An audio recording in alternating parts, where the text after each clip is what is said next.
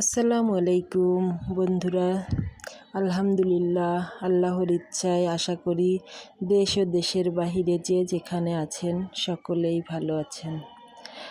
তো আজকে একটা বৃষ্টির দিন আপনাদের সঙ্গে শেয়ার করছি। আজকে আমার ছোট মেয়েটা স্কুলে যায়নি। আমাদের দুইজনেরই ভালো লাগছিল না, এই জন্য আর সকালে একটু দেরিতে উঠেছি ঘুম থেকে।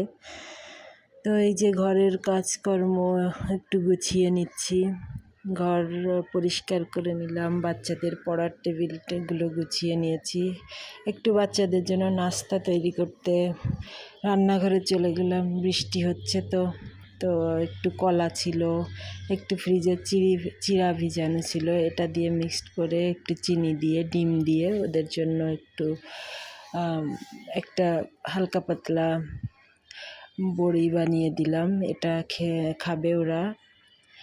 তো আমি দুপুরের রান্নাটাও করব, তবে রান্নাটা আজকে আর শেয়ার করতে পারবো না। বাবুটা অসুস্থ, একটু জ্বর হয়েছে, ও বিরক্ত করছে। তো আমি অফ ক্যামেরাতেই হালকা পাতলা কিছু রান্না করে বাচ্চাদেরকে খাইয়ে দিব। এই যে দেখুন আমার কলার বড়ি বা পিঠা, যেটাই যা বলেন। যে সন্ধ্যায় আপনার ভাইয়া কাঁঠাল নিয়ে এসেছে। আসলে কাঁঠাল নিয়ে আসে মাঝে মধ্যে, ভালো হয় না। তো আজকে আবারও কাঁঠাল নিয়ে আসছে, দেখি বলতেছে দেখো ভালো হয় কি না। আপনার ভাইয়াকে কাঁঠালটা উঠিয়ে দিলাম, খাবে। এই যে খাচ্ছে দেখুন, খেয়ে বলতেছে মোটামুটি ভালোই আছে। তো রাতে রান্না বসিয়ে দিব। রাতে আমি গরুর মাংস ভিজিয়ে রেখেছিলাম, ওটা রান্না করে রেখেছি ছোট ছোট টুকরা করে।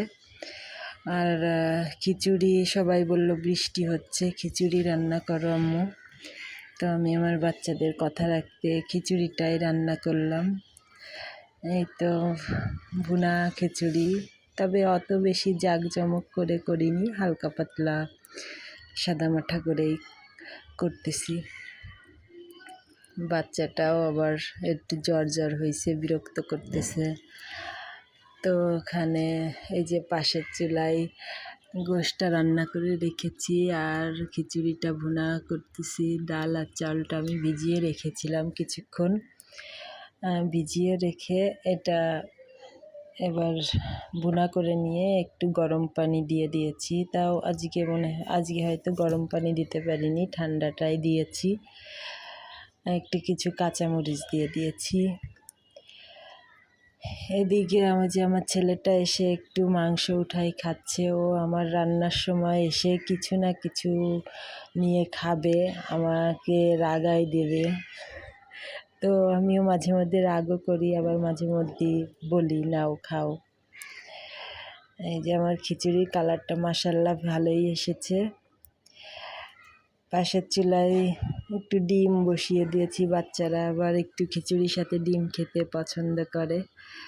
তো এই যে খিচুড়ির ভিতরে আমি গোশটা দিয়ে দিয়েছি, নাড়াচাড়া দিয়ে একটু নেড়ে ঢাকনাটা দিয়ে দিব।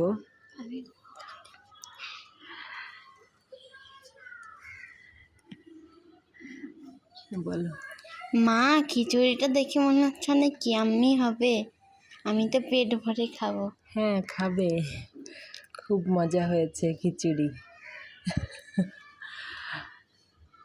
আচ্ছা দেখুন, এই যে আমার মেয়েটা বলছে খিচুড়িটা খুব ইয়াম্মি হবে মা, আমি খুব মজা করে খাবো পেট ভরে। আর দুঃখের বিষয়, আমার ছোট মেয়েটা না খেয়েই ঘুমিয়ে গেছে আমার রান্না শেষ হওয়ার আগেই। ও কি করব, প্রায় রাতেই না খেয়ে ঘুমিয়ে পড়ে, আর কিছু করার নেই। এই তো আমার খিচুড়ি প্রায় শেষ, ডিমটা ভেজে নিয়েছি। এই যে দেখুন খিচুড়িটা একটু ডেকোরেশন করে নিয়েছি। দেখুন আমার খিচুড়িটা কেমন হয়েছে। আপনারা সবাই আমার বাসায় চলে আসুন, মজাদার এই খিচুড়ি রেসিপিটা। আল্লাহ হাফেজ।